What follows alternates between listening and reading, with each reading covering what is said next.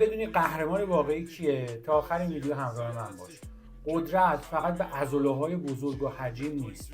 قدرت به اونه که وقتی که همه روزه سکوت گرفتن و به خاطر منافعشون حرف نمیزنن، قهرمان واقعی کنار مردم باشه و صحبت کنه.